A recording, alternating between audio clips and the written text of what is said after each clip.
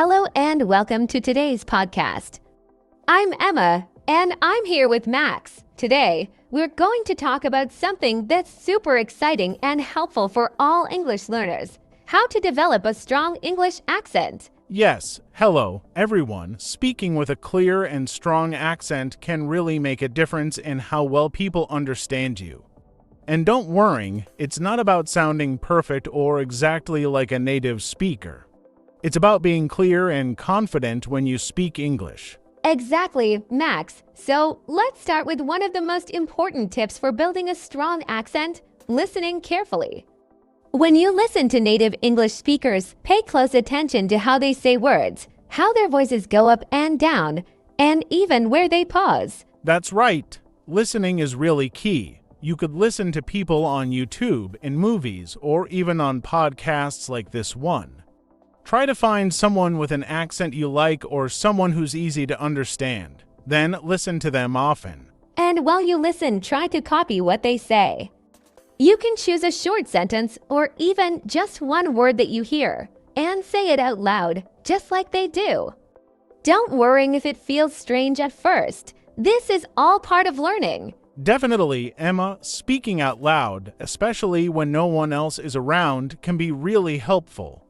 Repeat the same word or sentence a few times until you feel comfortable. This practice can make your mouth muscles stronger, and soon you'll find it easier to pronounce new words. Another thing that really helps is learning the sounds of English, like the vowel and consonant sounds. English has sounds that are different from other languages, so focusing on these can make a big difference. Yes, and some sounds in English don't exist in other languages. For example, sounds like th in think or this can be tricky, but with some practice, they get easier. Right, try this for practice. Say th by putting your tongue just between your top and bottom teeth, then blow out a little air. When you practice this, it helps to look in a mirror so you can see what your mouth is doing. Good idea, Emma, and another tip is to slow down when you speak. Many learners think they need to speak fast to sound fluent, but it's more important to be clear. Take your time with each word and make sure you're saying it fully. That's a great point, Max. Rushing can make it harder to pronounce words correctly, especially in English. Try to think of each word as a little step, slow down, and focus on saying each word clearly. Yes, and while practicing, it can be helpful to focus on one area at a time. For example, you might start with vowel sounds. English vowels can sound similar, but each one is unique. Practicing the differences between sounds like A in cat and E in bed will make a big difference. Absolutely. One fun way to practice vowels is by finding pairs of words that are very close in sound. Like sit and seat, you can repeat these words back and forth to help your ear hear the small differences. And once you feel good about the vowel sounds, you can try the consonants. Remember that practicing just one sound or one type of sound at a time is very helpful. Another great tool is using tongue twisters. They're fun and they can really help you practice difficult sounds. For example, she sells seashells by the seashore. It's a little tricky, but if you go slowly, it can help improve your pronunciation. Yes, tongue twisters are great. They're like a workout for your mouth muscles. And don't worry if you get them wrong. The fun part is just trying. Also, a quick tip: record yourself while you speak. Use your phone or computer to record a short sentence, then listen to it. When you listen, think about what sounds clear and what might need a bit of work. That's a smart tip, Emma. Sometimes we don't realize how we sound until we hear ourselves. When you listen, you can spot the words that might need more practice. And when you practice, remember to be patient. Building a strong accent doesn't happen overnight. It's a journey, and every small step you take helps. All right, let's keep going with some more tips on building a strong English accent. So, let's say you've been practicing sounds and listening to native speakers. What's next? Well, I think it's super important to focus on something called intonation. Intonation is how our voices go up and down when we speak. That's a really good point, Max. In English, intonation can show meaning or emotion. For example, when we ask a question, our voices often go up a bit at the end. If we're saying something we're sure about, our voices might go down. It's like adding feeling to our words. Exactly, Emma. Intonation can make your English sound more natural and interesting. One way to practice is by listening and repeating. Try listening to short phrases and notice how the speaker's voice changes. Then say it out loud, copying the rise and fall of their voice. And don't be afraid to exaggerate at first. When you're practicing, it can help to make the voice changes even bigger. Over time, it'll start to feel natural, and you can use the right intonation without even thinking about it. Great tip, Emma. Also, let's talk about rhythm. English has a certain rhythm, and if you can get comfortable with it, your accent will really improve. In English, some words and parts of words are stressed while others are not. This creates a beat to sentences, almost like music. Right, Max. In each sentence, some words get a stronger beat and other words are softer. For example, in the sentence, I like to eat ice cream, the words like and ice cream have more stress. The other words are softer and quicker. This rhythm is very common in English. A fun way to practice rhythm is to choose a sentence and tap your hand or snap your fingers on the stressed words. So, with the sentence I like to eat ice cream, you'd snap on like and ice cream. This way, you can get a feel for the natural beat of English sentences. That's a great exercise, Max, and rhythm practice can be even more fun if you use music. Listen to English songs that are slow enough for you to follow the words. Try singing along, paying attention to which words are stronger and which ones are softer. I love that idea. Songs are a fantastic way to practice because they really show the rhythm of English. Plus, it's fun to sing along and it makes practicing feel less like work. Absolutely. Now, another helpful tip is to break down longer sentences when you're practicing. Sometimes, trying to say a long sentence all at once can be tricky, especially when it has new words or sounds. Good point, Emma. If you find a sentence difficult, try breaking it into smaller parts. Say each part slowly, focusing on the sounds and rhythm, then put it all together. This can make it much easier to practice new sentences or phrases. Yes, and when you put it all together, you'll see that your accent is getting stronger, bit by bit.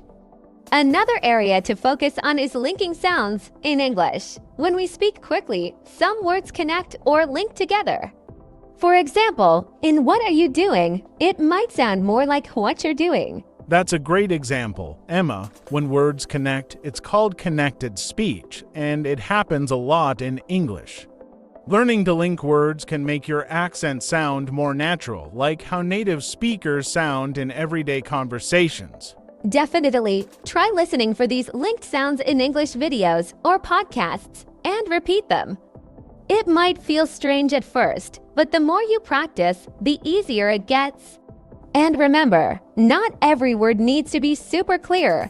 Some words are naturally softer or faster. That's so true. It's one of the reasons English can sound fast to learners.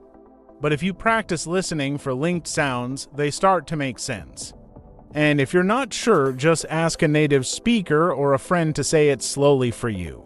Another good tip is to use a mirror while practicing. Watching yourself can help you see what your mouth, lips, and tongue are doing. This can be especially helpful with new sounds, like R or L, which might look a bit different than in other languages. Yes, seeing how your mouth moves can be very helpful, especially if a sound is tricky.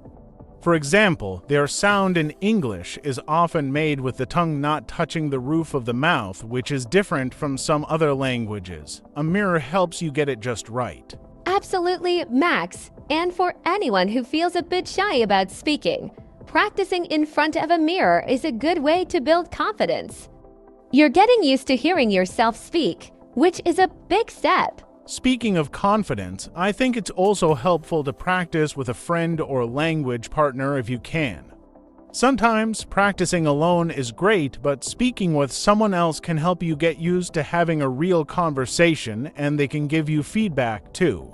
That's so true, Max. Having someone to practice with makes a big difference. You could try taking turns saying sentences or even acting out a small scene. It's a fun way to practice, and it helps with pronunciation, rhythm, and confidence all at once. And let's not forget the value of reading out loud. Reading a book, an article, or even a short story out loud can help you with pronunciation and fluency. Plus, it gets you used to saying English words and sentences. Yes, reading out loud is great practice. You don't have to rush through it. Take your time, focus on each word, and notice the rhythm of the sentences. And when you come across words you don't know how to pronounce, look them up. There are lots of online dictionaries where you can hear the correct pronunciation, which is so helpful. Absolutely, and don't forget to reward yourself for the effort you're putting in. Developing a strong accent takes time, and every bit of practice helps. Welcome back. We've talked a lot about techniques for developing a strong English accent. Now, let's dive deeper into some additional strategies and wrap things up with a few final tips. Yes, let's do it. One important aspect we haven't touched on much is vocabulary. Knowing a wide range of words can help you feel more confident when speaking. The more words you know, the more choices you have when you want to express yourself. That's a great point, Emma, and when you learn new vocabulary, try to learn not just the meaning, but also how to pronounce it. Make sure to listen to it in context. For example, if you learn a new word, find a sentence that uses it, listen to it being spoken, and then practice saying it yourself. Exactly. You can also try to use that new word in a sentence of your own. This helps you remember it better and gives you a chance to practice the sounds. Another strategy to develop your accent is to engage in shadowing. This is where you listen to a short clip of someone speaking and try to speak at the same time, imitating their pronunciation, intonation, and rhythm. It's like being their echo. Shadowing is a fantastic method. It forces you to pay attention to how you form words and how your voice sounds in comparison. It might feel a little challenging at first, but the more you practice, the more natural it becomes. And remember to choose clips that you enjoy. It could be from a movie, a podcast, or a speech. If you're having fun, you're more likely to keep practicing. Speaking of fun, don't forget to embrace role-playing. You can pretend to be a character from a show or a movie. This not only makes practice enjoyable, but it also helps you experiment with different accents and styles of speaking. Yes, role-playing can help you explore various emotional tones and contexts, which is important for sounding more natural. Plus, it allows you to practice in a safe and entertaining way. Another idea is to watch and imitate. Find your favorite TV shows or movies in English, and pay attention to how characters speak. Try repeating their lines. This can help you learn everyday phrases and common expressions too. That's a great way to build your conversational skills. Watching characters interact gives you context, which is really useful for understanding how to use certain phrases and slang. And don't forget the importance of contextual learning. Try to learn phrases instead of just individual words. For example, instead of learning the word take, you could learn the phrase "take it easy." This helps you understand how words work together in real-life conversations. That's right. When you learn phrases, you're also learning about the culture and the ways people actually communicate. This makes your English sound much more fluent. Now, let's talk a bit about confidence. It's completely normal to feel nervous when speaking English, especially if you're worried about your accent. But remember, everyone has an accent. Exactly. Your accent is a part of who you are, and it shows your unique background and experiences. When you speak with confidence, it makes a big difference in how people respond to you. A helpful tip is to practice positive self-talk. Encourage yourself and celebrate small victories. If you notice improvement in your accent or pronunciation, recognize that progress. Yes, even if you stumble or make mistakes, that's a natural part of learning. Don't let fear hold you back from practicing and speaking. The more you engage with others, the more comfortable you will become. One other thing we should mention is the idea of feedback. Seek out constructive feedback from friends or teachers. If you know someone who is a native speaker, ask them for tips on your accent or pronunciation. Getting feedback can be really valuable. Sometimes we don't notice the little things that we might want to change, but a friend or teacher can help point those out. Just remember to be open to suggestions and use them to improve. Also, be sure to keep practicing regularly. Consistency is key. Even if it's just a few minutes a day, regular practice will help solidify what you learn. That's a perfect way to wrap up our discussion. Remember, developing a strong accent takes time and dedication. Every small effort you put in contributes to your overall progress. Yes, it's all about enjoying the journey. Celebrate your successes, no matter how small, and keep pushing yourself to practice. And most importantly, don't forget to have fun while you learn. Absolutely. Thank you so much for joining us today. We hope these tips help you on your journey to developing a strong English accent. Yes, remember, practice makes perfect. So keep speaking, keep listening, and keep having fun with English. Goodbye, everyone. Don't forget to subscribe to our channel and share it with your family and friends. Happy learning!